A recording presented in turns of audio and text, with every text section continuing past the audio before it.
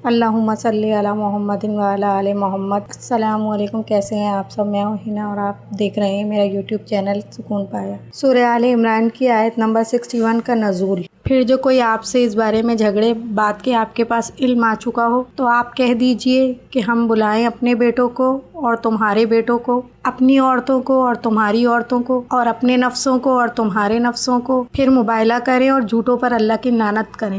یہ واقعہ ہے 9 ہجری نجران کا، جب پیارے نبی صلی اللہ علیہ وسلم کے پاس عیسائیوں کا ایک پادری آیا اور وہ اپنی بات پر ڈٹا رہا کہ حضرت عیسیٰ علیہ السلام اللہ تعالیٰ کے بیٹے ہیں۔ تو آپ صلی اللہ علیہ وسلم حضرت علی کرم اللہ وجہ، حضرت فاطمہ الزہرا اور امام حسین اور حسن کو لے کر مباہلہ کے لیے تشریف لے گئے، اور آپ نے فرمایا کہ میں جب بھی اللہ سے دعا کروں تو آمین کہنا، اور وہاں جا کے کہا کہ یہ میرے اہل بیت ہیں، آؤ ان سے مباہلہ کرو۔ لیکن عیسائیوں کا پادری ان سب کے چہرے دیکھ کر اتنا ڈر گیا کہ کہا کہ اگر یہ اللہ سے دعا کریں گے کہ پہاڑ اپنی جگہ سے ہٹ جائے تو وہ بھی ہٹ جائے گا، اور وہ پیچھے ہٹ گیا کہ ان سے مباہلہ نہ کرو۔ حضرت علی کرم اللہ وجہ پیارے نبی کے چچا زاد بھائی حضرت ابو طالب کے بیٹے اور بچوں میں سب سے پہلے ایمان لانے والوں میں سے تھے۔ آپ کی کنیت ابو الحسن ابو التراب پیارے نبی صلی اللہ علیہ وسلم نے دی تھی۔ آپ فاتح خیبر بھی تھے۔ آپ کی والدہ حضرت فاطمہ بنت اسد وہ واحد عورت ہے جن کے لیے اللہ تعالیٰ نے اپنے گھر کی دیوار کو شگاف دیا اور آپ اندر تشریف لے گئیں، اور مولا علی کی ولادت کعبے کے اندر ہی ہوئی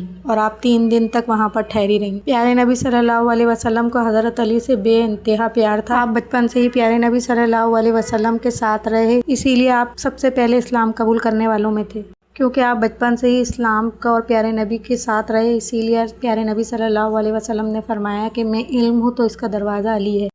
جب مکے سے مدینہ کی طرف ہجرت کرنے کا وقت آیا تو پیارے نبی صلی اللہ علیہ وسلم نے لوگوں کی امانتیں آپ کے پاس رکھوائیں اور آپ کو اپنے بستر پر لٹا دیا۔ آپ جانتے تھے کہ دشمن آپ کو شہید کر سکتے ہیں، پر آپ نے فرمایا کہ پیارے ربی آپ سلامت رہیں، میری جان کی کوئی پرواہ نہیں۔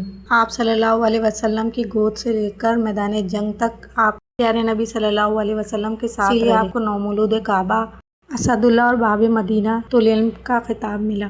خیبر کے مقام پر بھی جب فتح حاصل نہیں ہو رہی تھی تو پیارے نبی صلی اللہ علیہ وسلم نے اللہ تعالیٰ سے دعا فرمائی اور اللہ تعالیٰ کے حکم پر حضرت علی کو علم دیا اور حضرت علی فتح خیبر بنے۔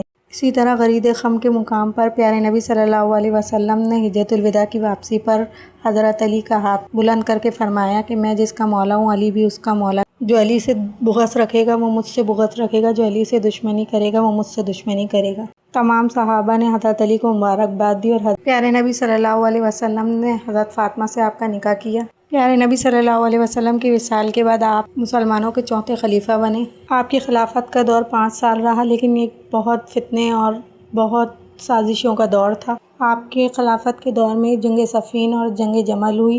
حضرت عثمان کی شہادت کے بعد مدینے میں باغیوں کا زور ہو گیا تھا، تو آپ جنگ جمل کے بعد بصرہ سے کوفہ چلے گئے اور وہیں پر دارالحکومت منتقل کر لی، اور کوفہ سے ہی اپنی خلافت کی ذمہ داریاں نبھاتے رہے۔ آپ کوفہ میں بھی دارالامارہ یعنی گورنر ہاؤس کے بجائے ایک چھوٹے سے محلے میں رہنے لگے۔ کوفہ والوں میں سیاسی انتشار بہت زیادہ تھا۔ آپ اکثر فرماتے یہ کوفہ والوں تم نے مجھے زخمی کر دیا ہے۔ خلیفہ ہونے کے باوجود کبھی بیت المال سے لوگوں سے زیادہ کبھی نہیں لیا۔ آپ بیت المال کی اکثر صفائی کرتے اور وہیں نماز پڑھتے اور فرماتے کہ یہ دنیا کسی اور کو دھوکہ دے۔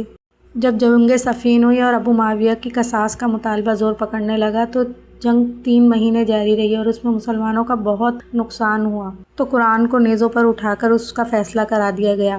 جو لوگ اس جنگ کو روکنا نہیں چاہتے تھے وہ خوارج کہلائے، اور انہوں نے مکے میں میٹنگ کی کہ 3 لوگ ابو معاویہ، حضرت علی رضی اللہ تعالیٰ عنہ اور عمرو بن عاص کو قتل کر دیا جائے۔ عبد الرحمن بن ملجم بھی خارجیوں میں ہی تھا۔ جب 17 رمضان کو آپ کوفے کی مسجد میں سوتے ہوئے لوگوں کو جگانے کے لیے گئے اور محراب میں کھڑے ہو کر تکبیر کہا تو ابن ملجم نے زہر سے بھری ہوئی تلوار آپ کے سر پر ماری۔ وار اتنا شدید تھا کہ آپ کے سر کی ہڈی تک پہنچ گیا، اور آپ نے بے اختیار کہا قسط ورب الکعبہ، کعبے کے رب کی قسم میں آج کامیاب ہو گیا۔ آپ 2 دن تک زندہ رہے۔ آپ نے امام حسین اور حسن کو وصیت اور میرے قاتل کو صرف ایک ہی ضرب لگانا، اور اگر میں زندہ رہ گیا تو میں جانوں اور اس میرا معاملہ کہ اللہ سے ڈرتے رہنا، قرآن کا ساتھ کبھی نہیں چھوڑنا، یتیموں کا حق کبھی نہیں کھانا۔